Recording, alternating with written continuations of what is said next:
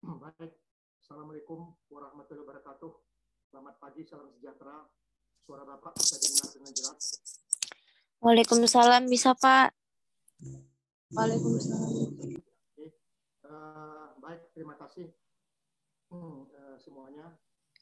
Hari ini kita masuk pada pertemuan yang ke-6, tanggal 11 Oktober 2021. Pak, nggak kedengeran suaranya. Ya, kenapa? Suara Bapak nggak kedengeran. Suara Bapak nggak kedengeran, Pak, kecil kan. Iya, tadi. Iya, Pak, nggak ada suaranya, Pak. Ya, tadi mikrofonnya gantung dia punya coknya itu yang dipasang ke laptop gantung. Ini baru oke ya, mudah-mudahan safe lah semua. Baik, hari ini kita masuk pada session yang judulnya Menegakkan Rumah Indonesia. Jadi hari ini kita ada sekitar 20 orang yang ikut, 21 termasuk Bapak. Dengan topik Menegakkan Rumah Indonesia ini, mudah-mudahan kalian semakin banyak khasanah keilmuan di bidang climate change ya, atau perubahan iklim yang sekarang di dunia ini memang ini sedang hangat diperbincangkan ya. Jadi sekarang ini yang kita hadapi bukan lagi namanya yang pandemi COVID-19. Tapi sampai insya Allah ke tahun 2045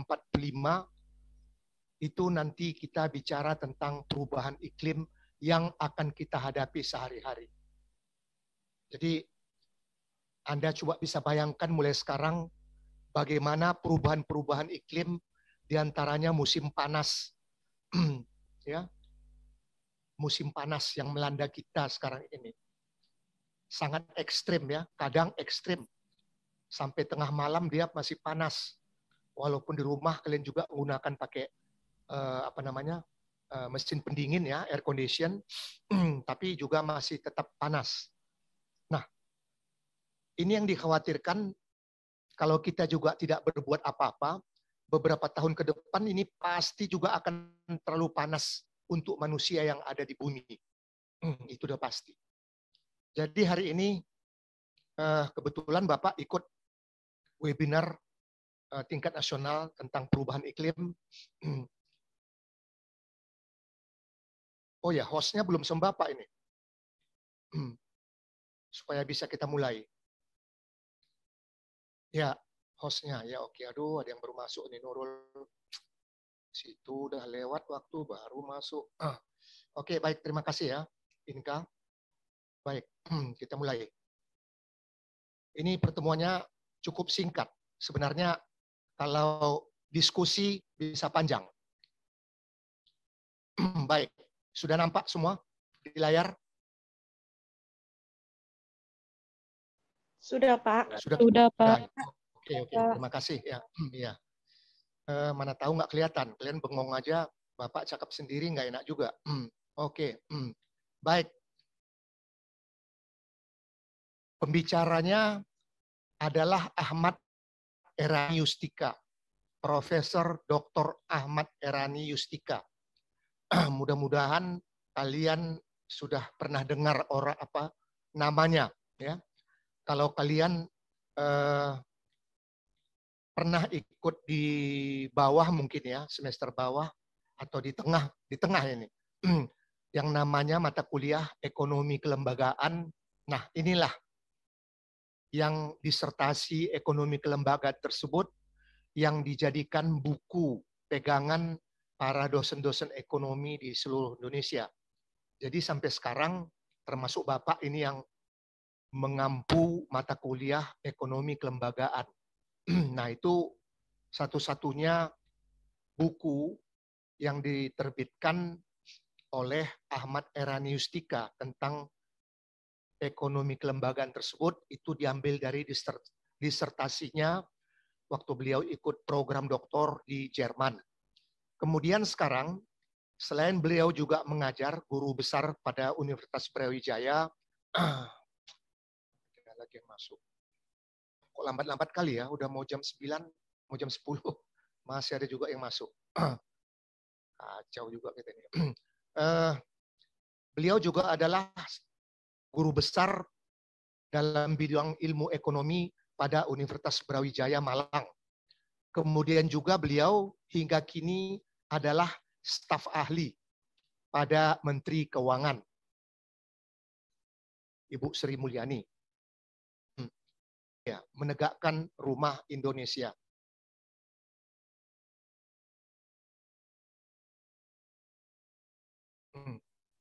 Kita masuk pendahuluannya. Yang pertama, bahwa COVID-19 ini merupakan wabah kesehatan yang mengakibatkan terjadinya krisis resesi ekonomi di seluruh dunia. Tekanan yang cukup besar ini pada perekonomian Indonesia saat ini ditandai oleh adanya penurunan pertumbuhan ekonomi. Anda bisa lihat 2 tahun belakangan ini. Jadi kita juga Indonesia termasuk di dalamnya yang krisis di bidang di bidang perekonomian karena memang adanya pandemi COVID-19. Syukur alhamdulillah ya menurut Satgas Nasional pandemi COVID-19 ini semakin landai pada saat ini ya. Jadi hampir seluruh wilayah termasuk kita Sumatera Utara semakin landai.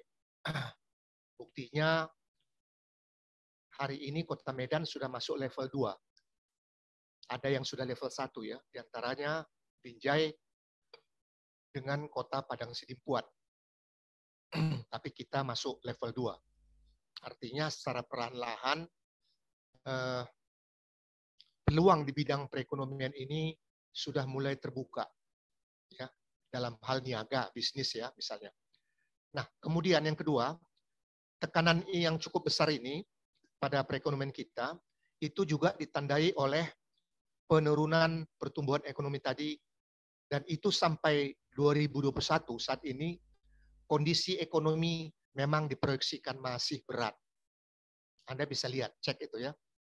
Laporan Bank Indonesia juga boleh Anda lihat. Atau juga boleh di laporan dari Bank Dunia, World Bank. Memang kondisi kita masih berat. Tetapi sudah lebih baik ketimbang tahun 2020 kemarin. Ya, artinya karena ini sudah semakin landai, kondisi perekonomian juga sudah mulai terbuka, sehingga inilah membuat kondisi perekonomian kita dibanding sama tahun 2020 kemarin sudah semakin membaik. Yang ketiga, ini menyangkut krisis ekonomi yang terjadi saat ini memang sangat spesifik. Karena terus terang aja ini dipacu oleh wabah ya. Yang kita tahu dulu dari Wuhan ya, dari Tiongkok sana. Jadi apakah benar? Tapi yang jelas termasuk Bapak juga membaca berita itu dimulai dari Wuhan, Tiongkok. Jadi sehingga akibat pandemi COVID-19 ini menghantam seluruh sektor ekonomi kita yang ada di Indonesia. Itulah mengakibatkan terjadinya resesi ekonomi di seluruh dunia tadi. Jadi tidak kita saja, tapi juga seluruh dunia mencakup. Ya. Nah, kemudian infrastruktur yang di bidang kesehatan di Indonesia ini juga perlu memperoleh perhatian di masa depan. Karena memang potensi epidemi tersebut dan pandeminya ini akan terus-menerus terjadi. Sehingga itulah makanya pemerintah Republik Indonesia saat ini juga fokus pada namanya pemberian vaksin pada seluruh masyarakat sampai lapisan paling bawah. Vaksin ya. Jadi apakah itu Sinovac yang dari Tiongkok sana ataukah juga mungkin Pfizer yang dari Amerika Serikat sana, walau alam. Tapi yang jelas alhamdulillah Bapak bulan Ramadan yang lalu sudah menjalaninya, sudah melaksanakan vaksin 2 kali pakai Sinovac yang buatan Cina. Mudah-mudahan kalian juga begitu. Karena yang Bapak lihat, yang Bapak dengar, bahwa kita kampus Universitas Pembangunan Pancabudi juga sudah melaksanakan vaksinasi terhadap dosen secara massal ya, pegawai, dan juga kemarin itu yang dihadiri sama Menteri BUMN dan juga Kadin Nasional, Wali Kota Medan ya, datang ke kampus kita juga melihat bagaimana itu yang vaksinasi untuk yang mahasiswa di kampus 1 ya. Oleh karena itulah makanya pemerintah secara gencar tetap ini mendistribusikan yang namanya vaksin ke seluruh pelosok Nusantara. Kemudian yang kelima, bahwa pandemi ini harus dimanfaatkan secara serius untuk mengubah yang namanya tatanan ekonomi melalui tentu pendalaman kebijakan-kebijakan dan juga realokasi tentang sumber daya kita. Apa yang bisa kita manfaatkan?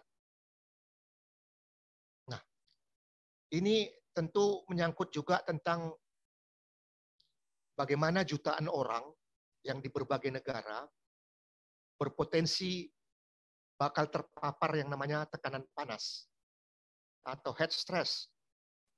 Ini berkadar tinggi, terus terang aja. Tinggi kadar panasnya. Karena apa? Karena seperti yang kemarin. Kuis kita yang kedua, apa yang kalian jawab di situ?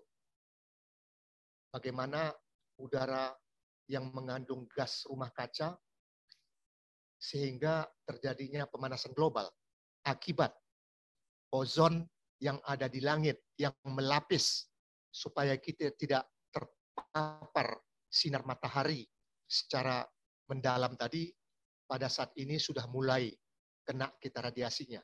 Karena apa? Ozon di langit itu sudah pada berlubang-lubang semua.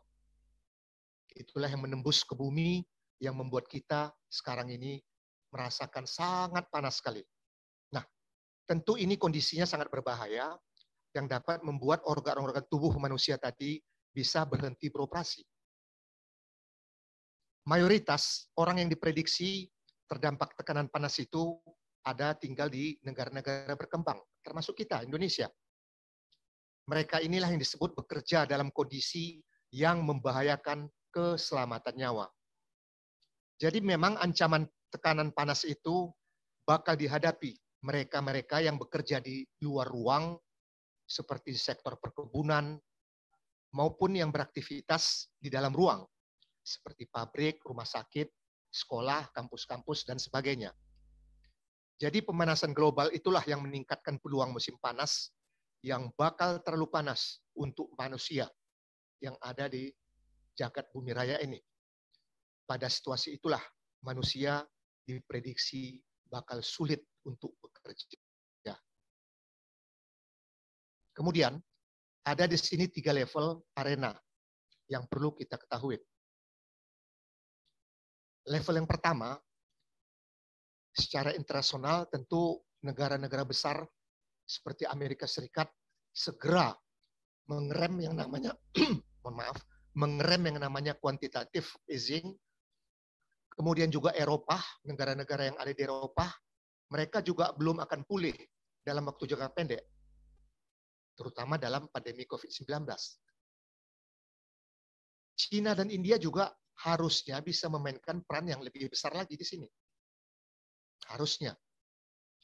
Nah, secara nasional, yang pertama tentu ini menyangkut modal. Modal terutama ya ada kaitannya dengan deregulasi ekonomi. Yang kedua ini memang masalah problem kita. Ini semua di depan mata. Masalah kemiskinan, pengangguran, apalagi ditambah dengan pandemi COVID-19 tadi. Habis kita semua. Jadi memang ini sangat berbahaya sekali. Ya. Menyangkut peluang, pasti ada. Apalagi sekarang 2021, sepertinya memang kita sudah sudah mulai lama-lama tingkat perekonomian kita sudah mulai membaik dibandingkan dengan tahun yang lalu. Jadi investasi pun diharap, terutama dari luar, terutama ya, bisa masuk kembali ke Indonesia. Walaupun mungkin memakai yang namanya prokes 3M tadi. Harus ketat itu. Dan juga menyangkut tentang digitalisasi. Ini juga ke depan sangat dibutuhkan sekali. Kemudian di tingkat yang paling bawah, tingkat regional maupun juga tingkat lokal. Kita lihat sendiri, masalah infrastruktur ini juga mulai membaik. Perhatian pemerintah juga alhamdulillah bagus. Kemudian yang pasti, masih ada yang namanya ketimpangan antar wilayah. Ada. Kita juga kabupaten kota juga seperti begitu untuk wilayah Sumatera Utara. Anda bisa lihat itu. Nah, menyangkut juga karena negara kita negara kelautan, ini juga dari segi kemaritiman dan ekonomi tadi ada bernilai tambah, ada nilai plusnya di situ. Ini penting. Oh, Zoom kita sepertinya sudah mulai habis. Kalau nanti mau habis, tiba-tiba terputus, tolong nanti kita kembali lagi pada ID, meeting ID, dan password yang sama ya. Jangan lupa itu, passwordnya tadi 1, 2, 3, 4, 5 ya. Kemudian kita masuk mozaik ekonomi politik. Yang pertama ini menyangkut tentang globalisasi. Ada trilema di bidang politik.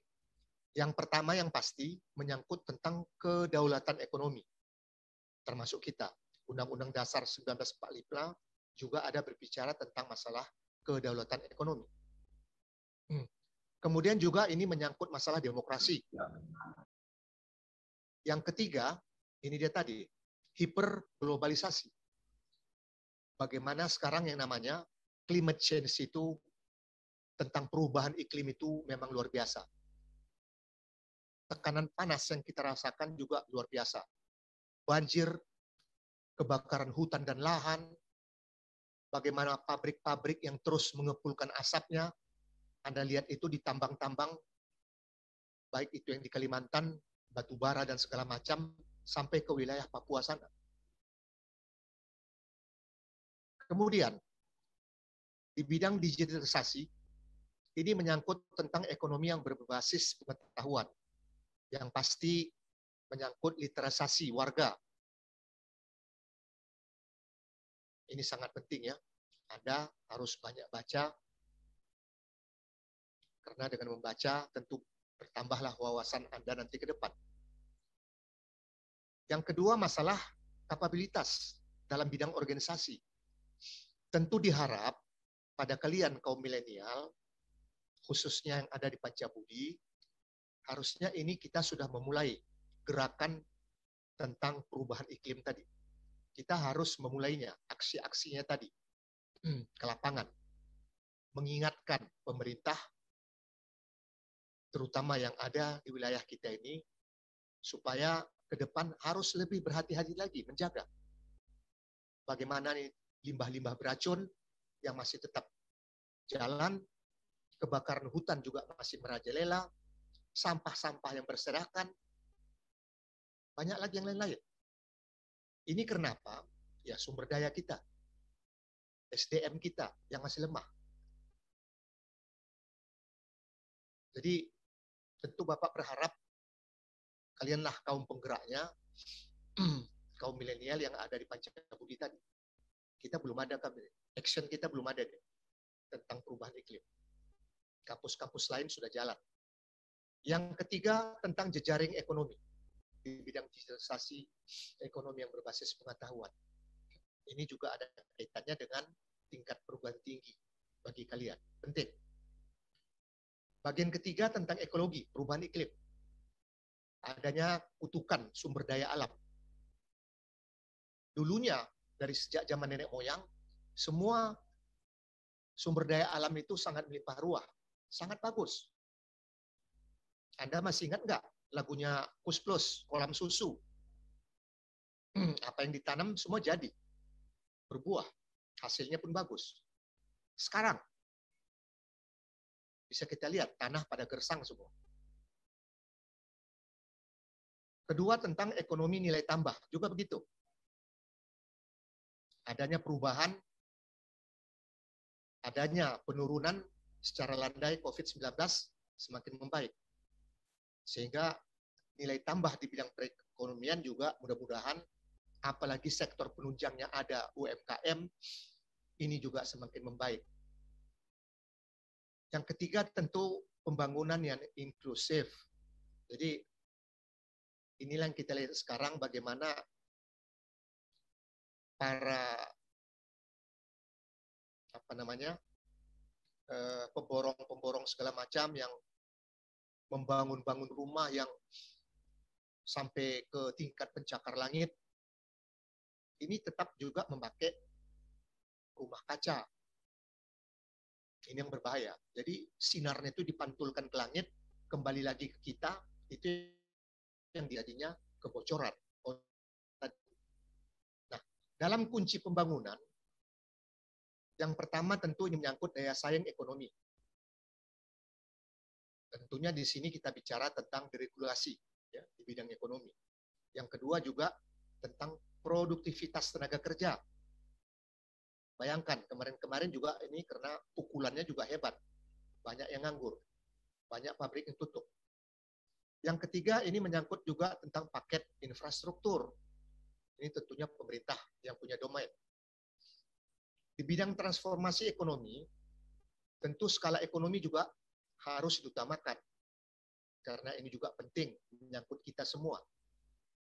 Yang kedua tentang teknologi di bidang informasi, IT. Yang ketiga juga di bidang digitalisasi dan inovasi. Jadi memang kita harus terus-menerus belajar, terus-menerus mengikuti perkembangan zaman. Jangan sampai kita di bidang pendidikan kita ini tertinggal dengan negara-negara tetangga. Jangan. Makanya ke pemerintah juga dihimbau demikian. Pakar-pakar ekonomi terutama, itu yang dihimbau.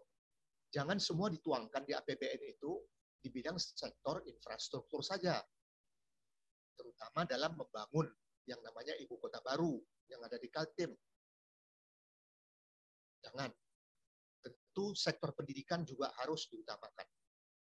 Kemudian menyangkut demokrasi ekonomi. Ini menyangkut tentang kolaborasi di bidang usaha, adanya juga redistribusi di bidang aset, dan juga ada afirmasi di bidang kebijakan.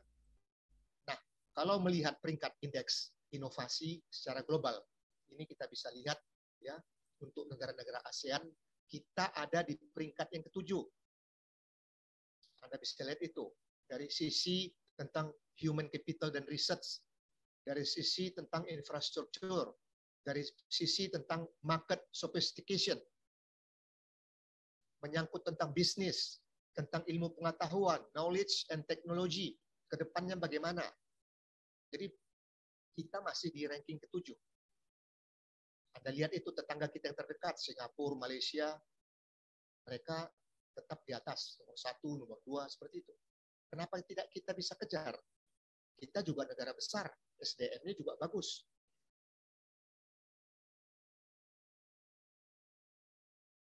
Kemudian di pasar ekspor barang manufacture, Anda bisa lihat ini. Persentase terhadap barang-barang ekspor. Bandingkan coba beberapa negara, diantaranya India, China, dan para negara-negara ASEAN. Pangsa impor juga begitu, bisa kita banding. Sehingga kontribusi yang namanya ekspor barang-barang hasilan olahan tadi, ya, Indonesia itu masih lebih rendah dibandingkan dengan negara-negara yang sebaya, yang sama dengan kita. Sehingga produktivitas dan daya saing for manufacture Indonesia ini memang perlu didorong. Ini kata staf ahli yang di bidang keuangan, Pak Era ini juga memang orang pintar, sehingga beliau tahu betul tentang kondisi perekonomian kita saat ini. Nah, ketimpangan lahan pertanian, ini juga menyangkut tentang jumlah petani dan luas pertanian pada saat ini di Indonesia. Anda coba lihat itu, petaninya berapa jumlahnya. Ini sumber semua dari BPS ya, berapa banyak jumlahnya, bandingkan dengan luas pertanian yang ada. Sudah nggak seimbang. Nggak seimbang. Dari tahun mulai 2015 sampai 2018. Tak seimbang. Ini sumber dari BPS resmi digunakan. Rasio Gini juga dari segi lahan juga seperti begitu, semakin menurun. Karena banyaknya tadi namanya pembakaran hutan itu. Oke, ini yang terakhir tentang pertempuran ekonomi. tentu sekarang ini ke depan kita juga harus pikirkan promosi di bidang investasi. Kalau tidak, tentu ini nanti pemodal asing pada enggan masuk.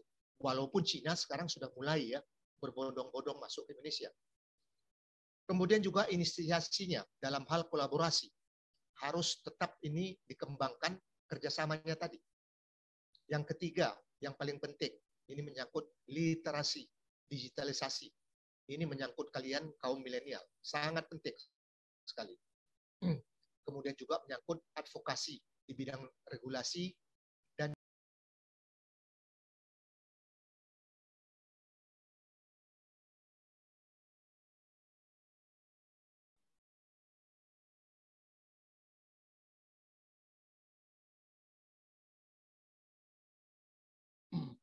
hostnya udah sama Bapak lagi ya? Oh belum, hostnya tolong di over sama Bapak. Ya oke, makasih.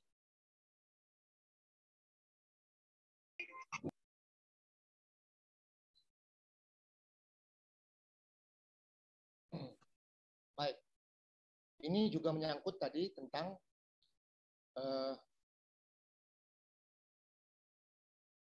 di bidang akselerasi transformasi. Karena memang ini sangat penting buat kita semua. Ini menyangkut tentang yang namanya adopsi teknologi, kemudian juga tentang penyerapan tenaga kerja, dan yang pasti yang harus tetap diberdayakan tentang yang namanya sumber daya lokal.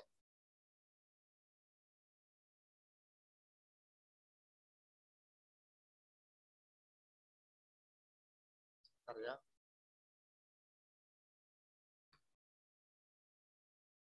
Oke, ya. Oh, satu lagi.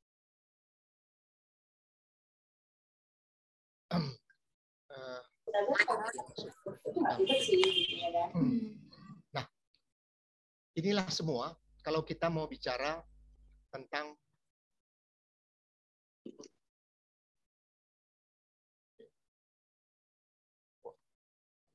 sorry.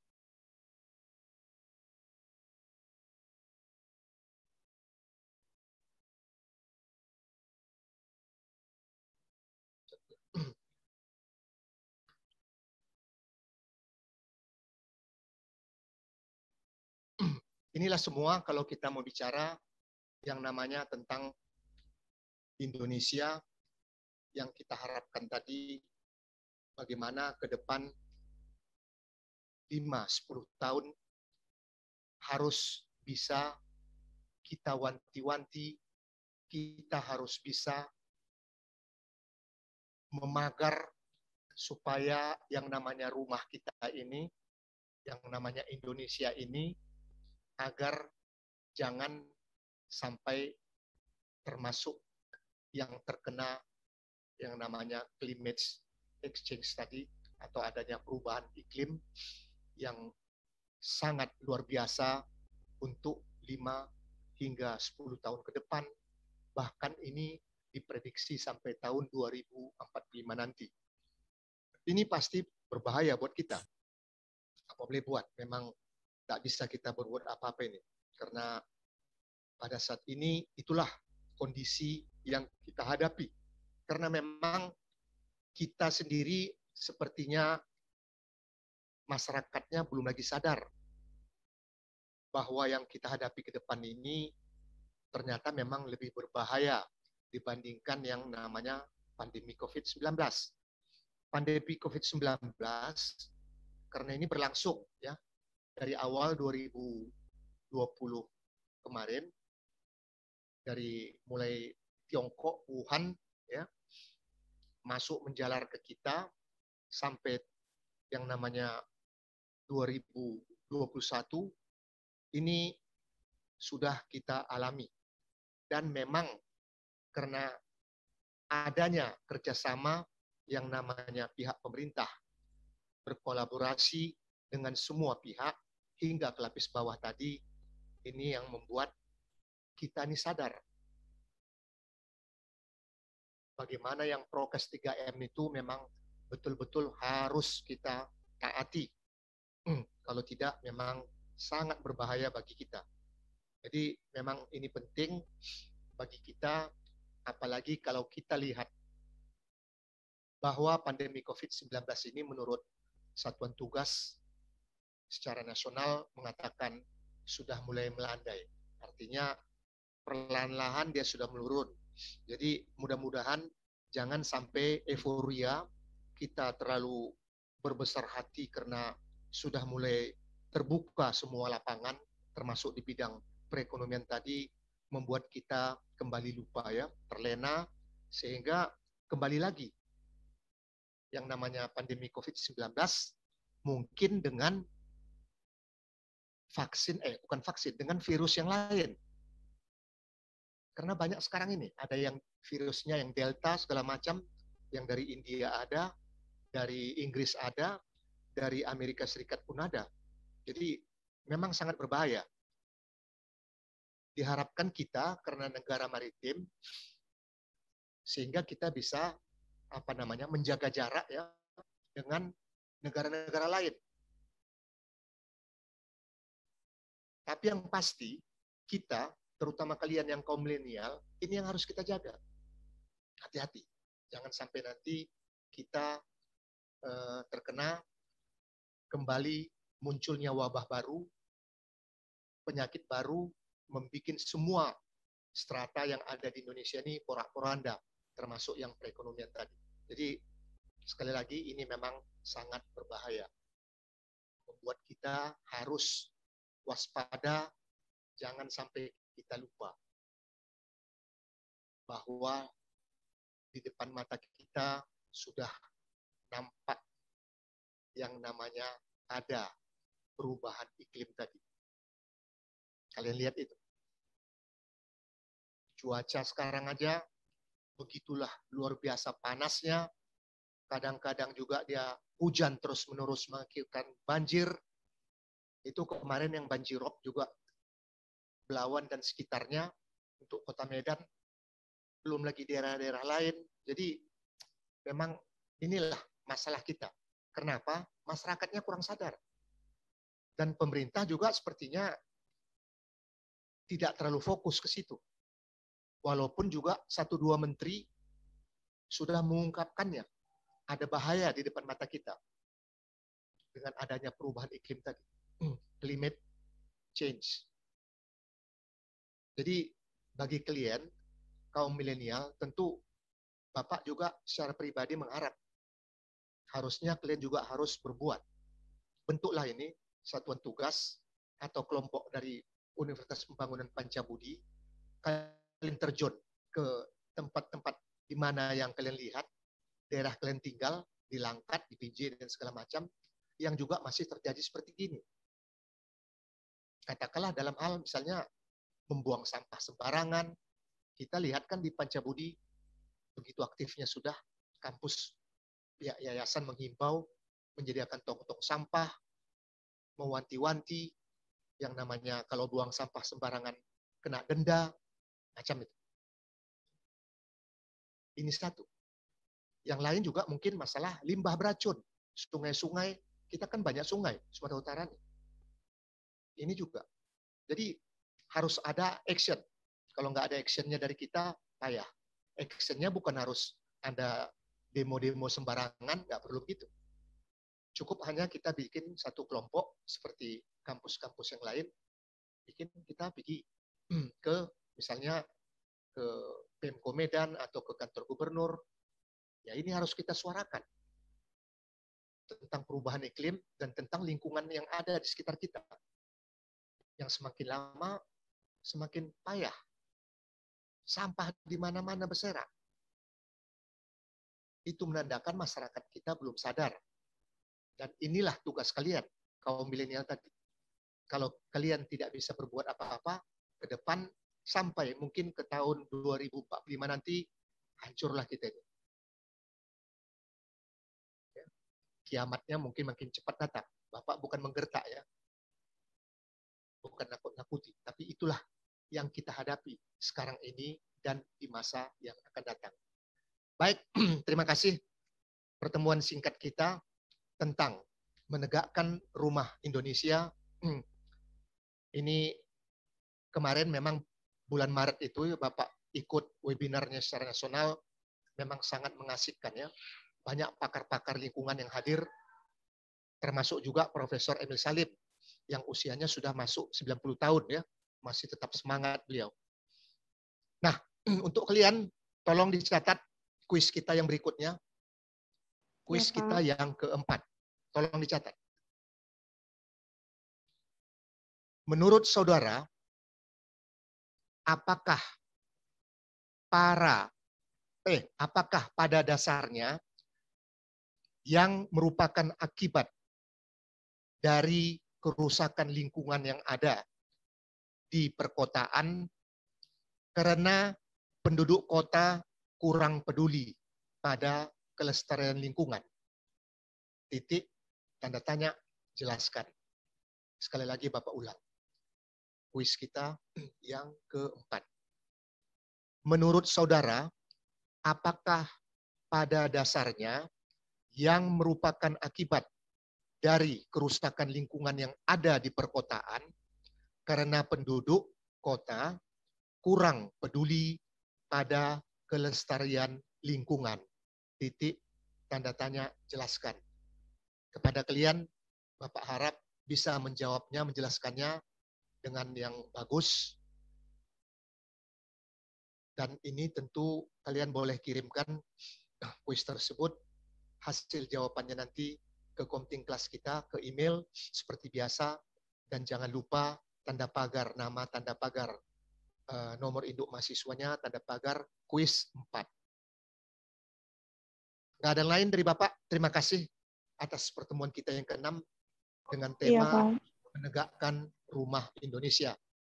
Nanti kalau memungkinkan, insya Allah Bapak share selain yang kuis kita yang keempat tadi, juga materi tentang menegakkan rumah Indonesia ini. Bapak coba nanti Bapak share ke grup kelas kita supaya kalian nanti bisa ambil masing-masing di situ, bisa baca, bisa tahu ya. Seperti buku Pak Emil Salim kemarin, itu memang sangat bagus ya. Kalau kita mau bicara tentang perubahan iklim, bagaimana cara kita menghadapinya ke depan. Ini tugasnya bukan tugas Bapak lagi. Bapak cuma bisa menghimbau. Kalian orang-orang muda untuk itu. Terima kasih sebelumnya. Selamat pagi menjelang siang. Assalamualaikum warahmatullahi wabarakatuh. Semoga sukses untuk Anda semua. Waalaikumsalam warahmatullahi wabarakatuh. Terima kasih. Terima kasih. Ya, sama-sama semuanya. Oke, Inka, terima kasih ya. Jangan lupa Ya, nanti Pak. dikirim Pak. hasil kuisnya juga tolong nanti di share itu di grup kelas kita. Tentu Bapak mau tahu siapa-siapa yang bisa pertemuan kelas secara daring ini. Assalamualaikum warahmatullahi wabarakatuh. Semoga sukses untuk kalian semua.